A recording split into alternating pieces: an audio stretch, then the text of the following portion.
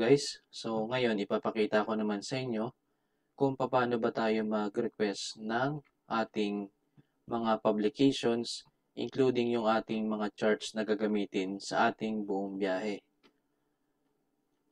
So for example, click lang natin yan, then add to basket, right click, then add to basket,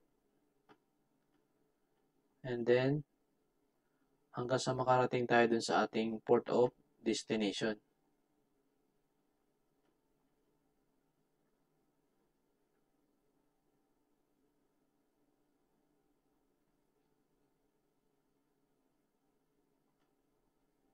So, ganun lang guys mag-request ng mga charts dito sa ating ADC. And then, ipapadala natin yan dun sa ating company for approval para ma-request nila dun sa ating provider.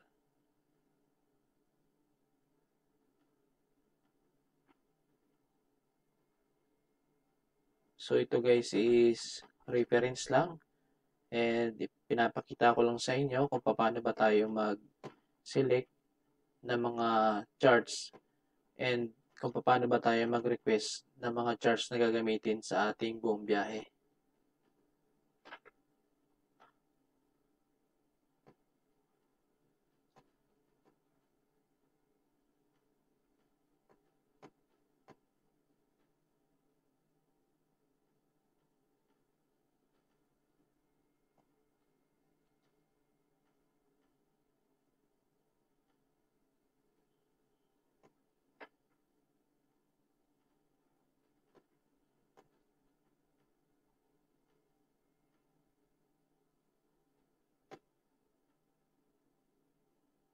So yan, dito na tayo guys sa Panama.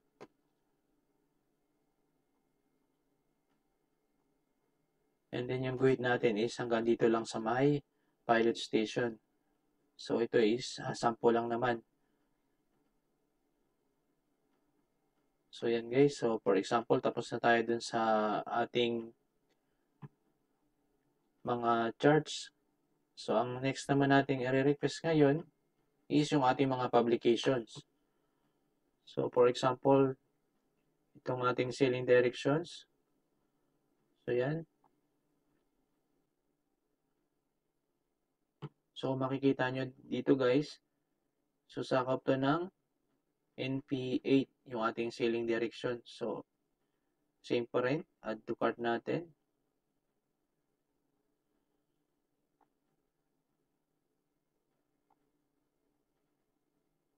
And then dito naman sa Panama,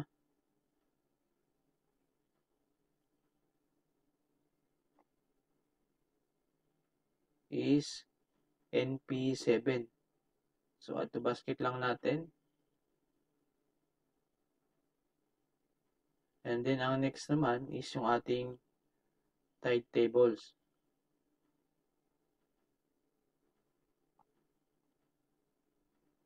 So dito guys is area 8. So add to basket lang ulit natin.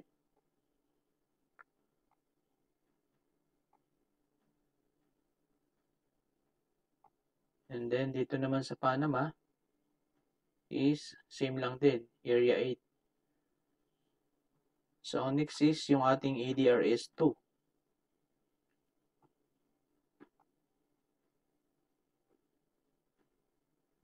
Yan guys, yung ating ADRS 2 is area 2. So add to basket lang ulit natin.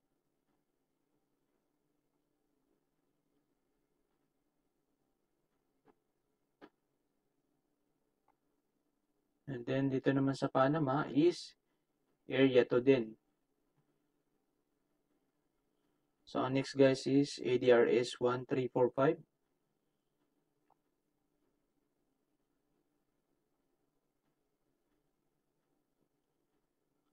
So yan, ADRS 1345 area 2. Then add to basket ulit natin. And then ang next is ADRS 6.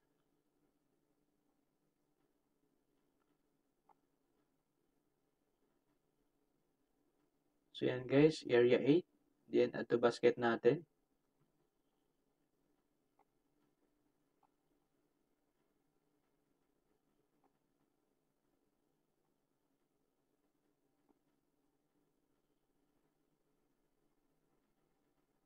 And then guys, once na tapos na tayong gumawa ng ating mga i-request na publications, including yung ating mga charts, ang gagawin naman natin is punta lang tayo ng file and then save basket.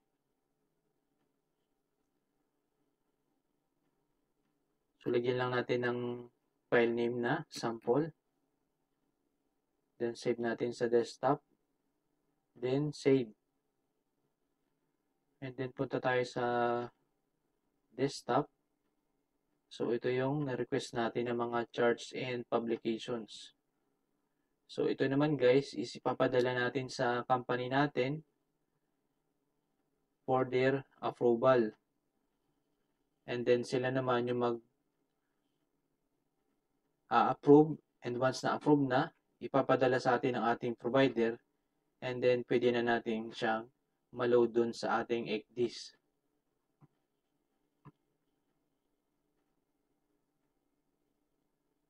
So ganun guys mag-request ng ating mga charts and publications gamit itong ADC. So ang next naman, punta ulit tayo ng ADC, is yung ating root.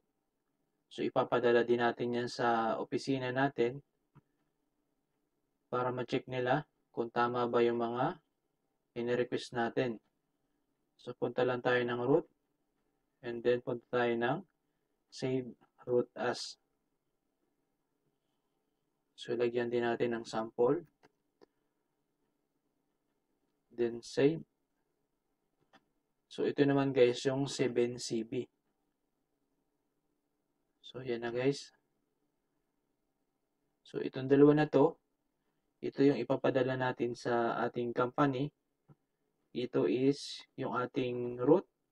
And ito namang isa is yung ating requisition ng publications and mga charts.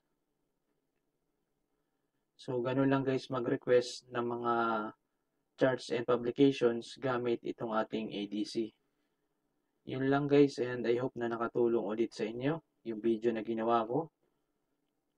And sana patuloy niyong suportahan and i-subscribe yung aking channel. Thank you.